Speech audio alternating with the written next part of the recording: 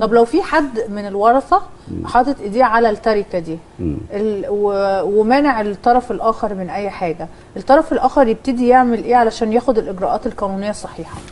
هو للاسف الشديد جدا جدا كتير. ان ده كل اللي بنقابله في معظم القضايا، ان الشخص بيتوفى بيبدا الابن الكبير العم الكبير بيبقى حاطط ايده على العقار مثلا، حاطط ايده على ارض زراعيه ويرفض تماما ان هو يقسم التركه الا بوقت معين او بنظام معين هو حبه.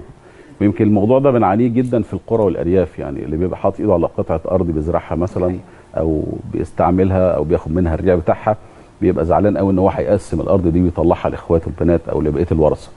فاول حاجه بنلجا ليها، ويمكن الفتره اللي فاتت حصل تعديل كويس جدا في القانون، ان احنا بدل ما كنا بنقعد سنين في المحاكم نزل تعديل ان احنا نقدر نرفع حاجه اسمها جنحه امتناع عن تسليم ميراث.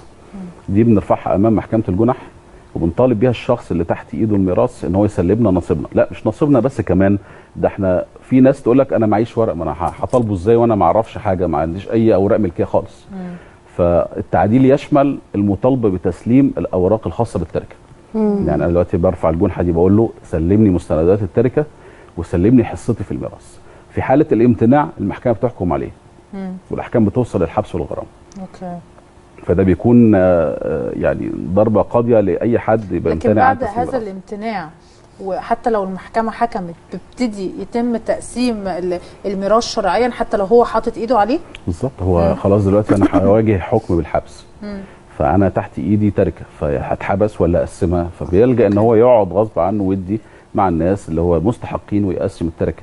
او يجوز ان المحكمه ساعات بتنتدب خبير، والخبير بيطلع يعاين المكان والتركه دي وبيقسمها التقسيم الشرعي طبقا لاعلام الوراثه ونبدا نوزعها ونتصالح.